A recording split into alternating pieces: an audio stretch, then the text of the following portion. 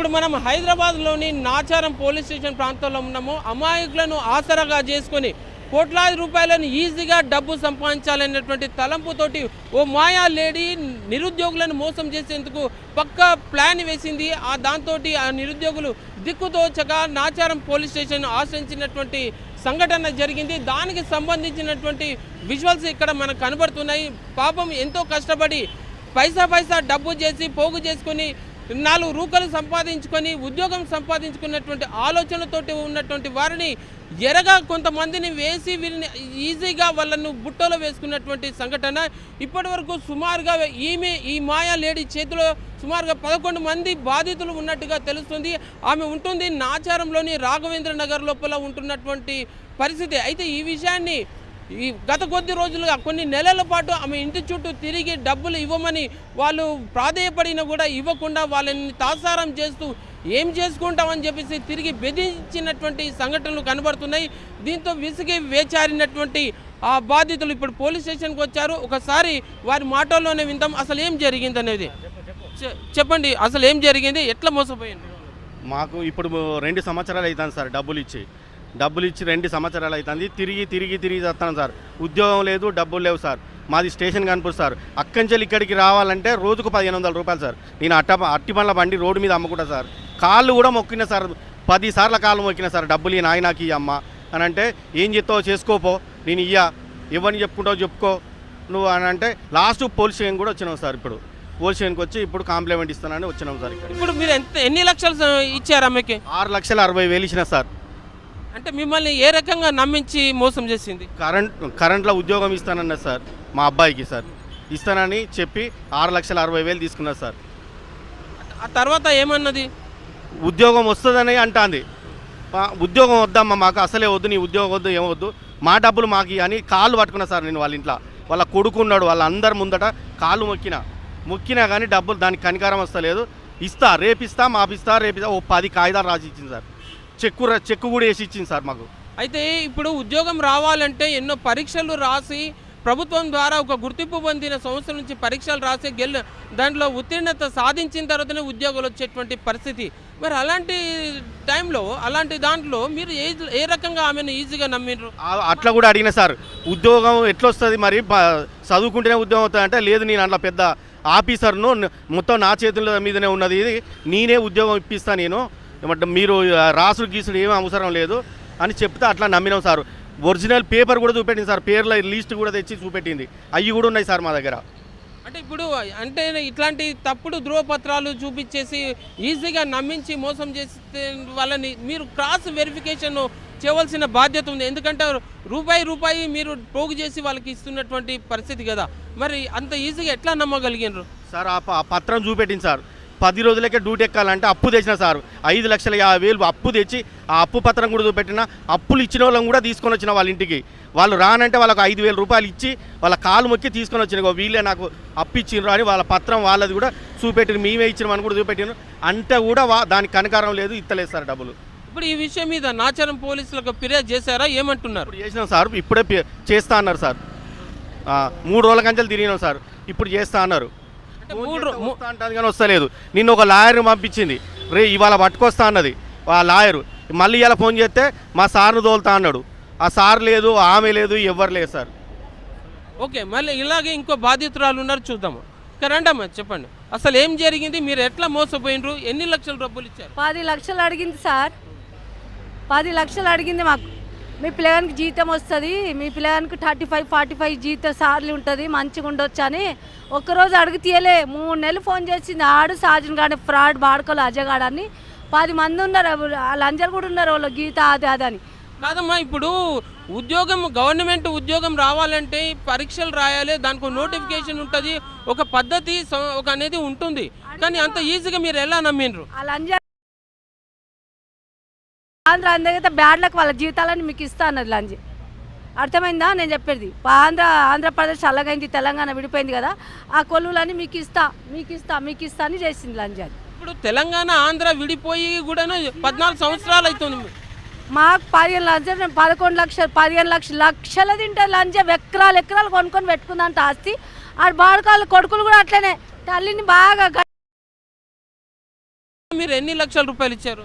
నేను 10 లక్షలు అడిగితే 6.5 ఇస్తా అంటే సరే అని 4 లక్షలు ముందుగా ఇచ్చిన సార్. 2001లో మేలు ఇచ్చిన. ఇప్పుడు ఇప్పటి వరకు ఇయ్యేస్తారు. వద్దు అన్నాం, మేలు ఇచ్చినామా, జూన్ నెల ఒక నెల ఊకున్నా, జూలై నుంచి నా పైసలు నాకు వాడంటే ఇస్తా, అప్పుడు ఇస్తా, రేపు ఇస్తా, డూప్లికేట్ చెక్ రాసిస్తుంది, అట్లా రాసిస్తుంది, పో ఇస్తా పో, అట్లాదో ఇట్లా అంటాడు. ఒక కలీంగఢ్ అని మాకుండే ఆ పిల్లగాడు వచ్చి ఇంట్లో జొర్రి కార్ తీసుకొని దాని కెమెరా కట్టి వసూలు చేసుకున్నారు. మేము నిమ్మలం అడిగితే మాకు ఇస్తలేదు అని చెప్పి 100 మంది వస్తారు. మేమే కాదు మోసపోయింది, దాంతో చిన్న నాడు ఇంటికాడ తోలుకోతా. ఇప్పుడు ఇట్లనే ఎంతమంది బాధితులు ఉన్నారు? చాలా మంది ఉన్నారు, చాలా మంది 80% ఉన్నారు. ఖమ్మం, కడప, విజయవాడ అంతా. మీకు ఏ ఉద్యోగం ఇస్తామని చెప్పారు? కరెంట్ హౌస్ లేదు, ఏం చిన్న అట్లా ఉద్యోగం ఇస్తా, మీకు 3 నెలలకే 45 జీతం వస్తుంది నీ పిల్లగానికి, అట్లా ఇట్లా అంటే ఇచ్చినారు సార్. మీరు ఎక్కడ ఉంటారు? మేము బేగంపేట ఉంటాం. మరొకరు అడుగుదాం. చెప్పండి, మీరు ఎంత ప్రభుత్వ ఉద్యోగం నేడు రావాలంటే చాలా కష్టమైనటువంటిది, అలాంటివి మీరు ఎట్లా నమ్మారా? మీరు బ్యాక్లాగ్ పోస్టులు ఇస్తామన్నా సార్. బ్యాక్లాగ్ పోస్టులు ఆల్రెడీ నేను 2018-19లో ఎగ్జామ్స్ పడ్డాయి సార్. జేఎల్ఎం, ట్రాన్స్కోలో, జెన్కోలో రెండిట్లలో పడ్డాయి. అవి రాశాను నేను. అయితే కొన్ని మార్కులతోటి తక్కువ వచ్చినాయి, నాకు సెలెక్ట్ కాలేదు. మీరు ఆల్రెడీ ఎగ్జామ్ రాసిండ్రు కదా, బ్యాక్లాగ్ పోస్టులు కదా, దీనికి అటాచ్మెంట్ చేసి మీకు పోస్ట్ ఇప్పిస్తామని చెప్పారు సార్. ఆ విధంగా ముందుగా మేము నమ్మలేదు.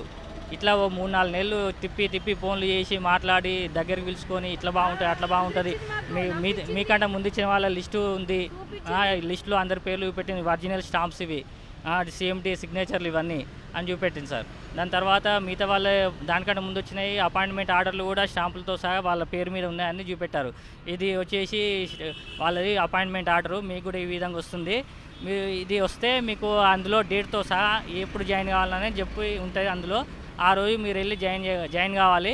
మీరు ఎక్కడైతే పోస్టింగ్ కావాలంటారో అదే ఏరియాలో ఇస్తాం మీకు. ఇప్పుడు ప్రభుత్వ ఉద్యోగం కావాలంటే ఇప్పుడు కొత్త గవర్నమెంట్ వచ్చింది, కాంగ్రెస్ గవర్నమెంట్. ఇప్పుడు ఆ ఉద్యోగం రావాలంటే ఒక నోటిఫికేషన్ ఉంటుంది, దానికి పరీక్ష రాయాల్సి ఉంటుంది, ఆ తర్వాత ఒక అపాయింట్మెంట్ లెటర్ అనేది ఉంటే ఒక విధానం అనేది ఉంటుంది. మరి ఇలాంటి పద్ధతి అనేది ఏది లేకుండా మీరు ఎట్లా నమ్మినారు? అదే సార్, బ్యాక్లాగ్ పోస్టులు అన్నారు కదా సార్, అందులో ఒకటి నేను ఆల్రెడీ ఎగ్జామ్ రాసున్నాను. నేను JLM పోస్ట్ 2018లో, అది మనకు ఏది ఏమంటారు దాన్ని, అది తీసుకొని రమ్మని చెప్పారు. తీసుకొని వచ్చి చూపెట్టాను. మీరు ఎన్ని లక్షలు పే చేసిండ్రు? 3 లక్షలు. ఎన్ని దఫాలుగా పే చేశారు? 4-5 సార్లు కలిపి ఫోన్పే నెట్ అమౌంట్ కలిపి ఇచ్చేసాను. ఫోన్పేలో ఉంటే డబ్బులు ఫోన్పే కొట్టాను, లేకుంటే చేతికి డబ్బులు ఇచ్చాను సార్. మరి పోలీసులను ఆశ్రయిస్తే ఏమంటున్నారు? ఇప్పుడు 4 రోజులు అవుతుంది సార్. అన్ని కరెక్ట్ ఆధారాలు ఉంటేనే మీకు కేసు ఫైల్ అవుతుంది, మీకు ఉద్యోగం అని చెప్తున్నారు. ఉద్యోగం అయితేనే అందులో మీకు ప్రూఫ్ ఉంటేనే మేము చేయగలుగుతాం, లేకుంటే ఎట్లా చేద్దాం అని అంటున్నారు సార్. ఇప్పుడైతే మా దగ్గర వేరేది అప్పు అనేది కాకుండా ఉద్యోగం అని రాసింది ఒకటి పేపర్ ఉంది సార్. దాన్ని బట్టి ఇప్పుడు మేము ఒకటి కేసు ఫైల్ చేయడానికి లెటర్ రాసిస్తున్నాము. దాన్ని బట్టి అవుతుంది సార్, అవుతుంది అంటున్నారు సార్. ఇప్పుడైతే మీరు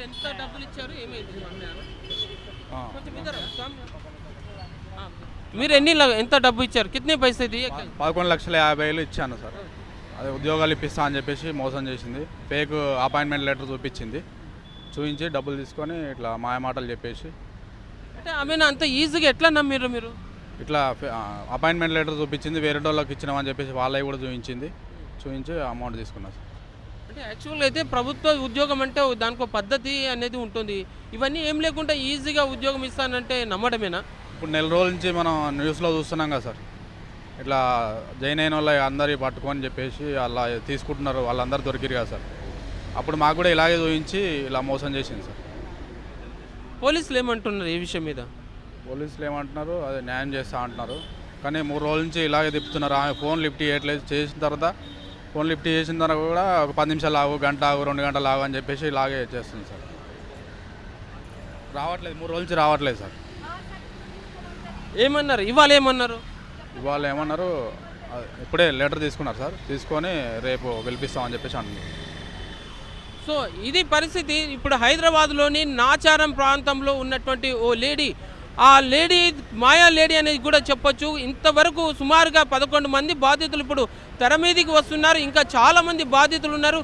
కోట్లాది రూపాయల సొమ్ముని పోగు చేసుకొని వీళ్ళందరినీ నయవంచనకు గురి చేసిన ఆ మాయా లేడీని పట్టుకొని తమకు న్యాయం చేయాలని చెప్పేసి బాధితులంతా కోరుతున్నారు. ఇప్పుడు బాధితులు ఒక్కరొక్కరుగా పోలీస్ స్టేషన్కి వచ్చి తమ గోడును విన్నవించుకుంటున్నారు. ఏది ఏమైనా సరే ఒక ప్రభుత్వ ఉద్యోగం రావాలంటే దానికంటూ కొన్ని నియమ నిబంధనలు, ఒక నోటిఫికేషన్, ఒక పద్ధతి అనేది ఉంటుంది.